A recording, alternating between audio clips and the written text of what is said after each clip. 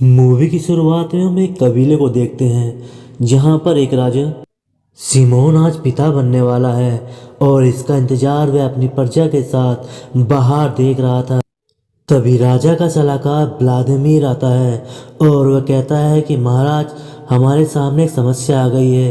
पर राजा उसकी कोई बात समझ नहीं पाता, इसीलिए वह रानी के कक्ष में खुद जाता है और वहाँ अपने बच्चों को देखकर खुश हो जाता है जो उसी की तरह स्ट्रोंग था। लेकिन तभी व्लादिमीर उसे दूसरा बच्चा दिखाता है और वह बहुत कमज़ोर था। व्लादिमीर दूसरे बेटे को दिखाते हुए कहता है, महाराज, ये आपका बड़ा बेटा है और परंपरा के अनुसार बड़ा बेटा ही महाराज बनेगा। राजा अपने बड़े बेटे को देखकर मायूस होता है क्योंकि वह जानता था कि प्रजा उसे कभी भी स्वीकार नहीं करेगी क्योंकि वो बहुत कमज़ोर है।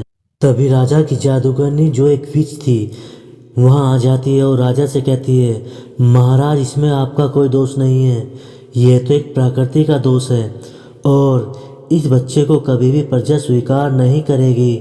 इसके बाद राजा व्लादिमीर को बड़े बेटे को मारने के लिए बोलता है और व्लादिमीर उसे मारने के लिए जाता है, लेकिन उसकी मासूमियत देखकर वह उसे मार नहीं पाता और व्लादिमीर जब उसे छोड़कर जाने लगता है तो वह रोता है और व्लादिमीर उसे खेलना और चलना सिखाता है ताकि वो सरवाइव कर सके।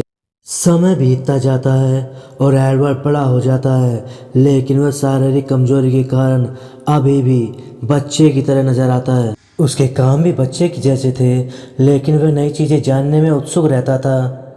एक बार एडवर्ड जब यान के साथ खेल रहा था, एडवर्ड ने यान को एक पौधा दिया और यान ने जब उसमें फूंक मारी तो बैलून की तरह फूल गया। तभी वहीं पर एक चिड़िया आती है और उस बैलून को तोड़ देती है। वह बैलून टूटने के बाद वह स्टिक उसकी नोच पर चिपक जाती है। यह देखकर एडवर्ड उत्सुक होता है, यह कैसे चिपक गया। तभी वह कुछ पत्तियों को और चिपकाने की कोशिश करता है और उसे देखकर बहुत खुश होता है। तभी वहीं पर कुछ दूरी पर आवाज़ सुनाई देती है।